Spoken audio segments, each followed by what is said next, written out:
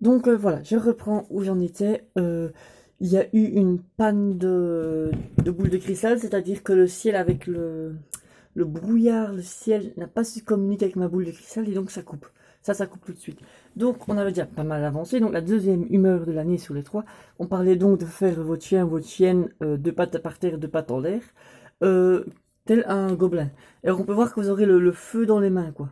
C'est-à-dire que vous serez d'une humeur. Alors quand on dit un temps de chien, eh ben vous aurez une humeur de chien. Ça dépend de ce que ça veut dire une humeur de chien. Parce qu'une humeur de chien ou une humeur de chienne, souvent ça n'a pas la même consonance. Donc à vous de voir à laquelle vous sentez le plus, duquel vous sentez le ou la plus proche. Mais on voit que c'est quand même un gobelin. Un gobelin, c'est quoi? C'est une petite créature toute mignonne qui, regardez, en plus il y a de la joie. Regardez bien, on voit le sourire. Donc là c'est très joyeux, c'est une humeur très joyeuse et une humeur de chien joyeux. C'est-à-dire que vous comme ça, vous remuerez la queue, tout ça, et quand vous enverrez un truc, même quelque chose qui brûle, vous allez aller le chercher. C'est-à-dire que vous êtes prêt à faire plein de choses par joie, par partage de bonheur. Ok, on n'a plus beaucoup de temps quand même parce qu'il ne faut pas faire des vidéos de 30 minutes non plus, donc on va passer à troisième humeur. Oui, j'ai même pas lu, mais en gros, vous partagez du bonheur, mais vous pouvez là aussi encore blesser les autres. C'est-à-dire qu'à force de partager du bonheur, peut-être qu'on en partage trop et ça blesse les autres. Donc parfois gardez votre bonheur pour vous. Comme les chiens, en fait. Les chiens, parfois, quand ils font, et qu'ils vous sautent et qu'ils se frottent sur la jambe, ben, non, je vous dire, on se calme, voilà. Le bonheur, c'est comme l'humour, ça se partage, mais pas avec n'importe qui. Alors, troisième humeur, ce sera, hop, ça compte pas, hein. Quand ça tombe par terre, ça compte pas. On relance. Deux. Ah, ben deux, ça c'est bleu. Qui dit bleu dit, ah voilà, j'en prends une au hasard. Il y a un énorme paquet comme ça, donc je pense que je l'attrape. Tortue cornue. Alors, tortue cornue, je sais pas si vous savez lire. Donc, c'est une créature, une tortue terrestre, donc une tortue qui sait pas nager.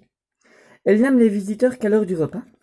Alors ça, je sais que c'est une carte qui retombe souvent chez certaines personnes. Je sais pas si c'est dans votre signe déjà, c'est déjà tombé. Mais en gros, ça veut dire que vous serez d'une humeur à vouloir voir personne sauf à l'heure de manger. En gros, vous voulez vous faire inviter au restaurant ou inviter à manger chez des amis sans rien faire, vous voyez. C'est pour ça que vous n'aimez... Ah, mais c'est aimer les visiteurs. Ça veut dire que vous allez inviter des gens, mais vous leur dites, vous ramenez toute la nourriture, moi je fais rien. Donc voilà, vous serez d'une humeur à profiter des autres, tout simplement. Mais comme on peut voir, euh, c'est aussi l'autre vous met la nourriture dans le bec. C'est-à-dire que vous serez dans l'humeur à recevoir. Vous recevrez ce qu'on vous offre. C'est une plutôt bonne humeur et vous ne vous tremperez pas les pieds dans l'eau. Voilà, j'ai presque plus de problèmes. Insolite. On va prendre une question insolite, tout simplement. Attention. J'aurais dû ouvrir la boîte avant. Hein. On en prend une au hasard. Clac, celle-là. Si j'arrive à l'attraper. Voilà. Alors, carte challenge. En France, les rails de chemin de fer sont écartés de 1,430 mètres. Pourquoi ce nombre étrange? Euh, Alors, j'ai une anecdote, je sais plus si c'était en France ou en Belgique ou même juste. En gros, ils ont acheté un train et ça allait pas sur les rails. C'est-à-dire que c'était trop large, donc ils ont dû changer tous les rails à cause de ce train-là. C'est peut-être ça. Alors, page 86, on va aller voir. Donc, en gros, ça, ce sera la question que vous poserez toute l'année, évidemment. La question, c'est, mais pourquoi est-ce qu'il y a 1,435 mètres entre les rails en France? Alors, en Belgique, je sais pas combien c'est, parce qu'il y a beaucoup de Belges qui m'écoutent, peu de Français, mais voilà. Donc, pourquoi, voilà, vous allez visiter tous les trains d'Europe et vous, tout ce que vous voudrez savoir, c'est pourquoi cet écartement de rails. Alors, page 86 est la réponse. Alors, nanana. Papa, papa, papa. C'est 4 pieds et 8 pouces. C'est comme en Grande-Bretagne. Donc en gros, c'est du copier-coller, voilà. Vous voyez, on nous apprend à pas copier à l'école et tout. Et ben là, pour les rails, on a copié chez les voisins anglais. Je pensais que les anglais et les français, ça n'aimait pas, moi. Pourquoi imiter les anglais? Parce que c'est les premiers, voilà, tout simplement. Gna gna gna gna gna gna gna gna gna. Euh, voilà. Donc, en gros, la question que vous posez déjà maintenant, mais toute l'année prochaine, vous allez creuser et comprendre, essayer de comprendre pourquoi, c'est, pardon, j'allais éternuer, pourquoi les chemins de fer sont à cet écartement-là et pas à d'autres.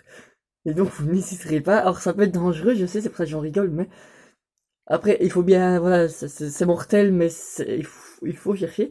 Vous allez vous-même aller à des endroits non accessibles au public d'habitude, vous mettre sur les rails et mesurer si c'est bien partout pareil, partout en France. Donc vous allez faire le tour de France, ça c'est le questionnement de votre année, et vous allez faire le tour de la France entière pour trouver la réponse à cette question-là. Mais est-ce que partout c'est vraiment le même centimètre d'écart? Et si vous trouvez 1 millimètre d'écart, vous allez aller le dire là-haut. Donc voilà, insolite. Animal totem. Maintenant, on va faire l'animal totem. De nouveau, je lance un dé pour voir de quelle région sera votre animal totem. 6. 6, c'est Asie. Un animal d'Asie. Asie, voilà. Alors là, déjà, ça pourrait être un panda.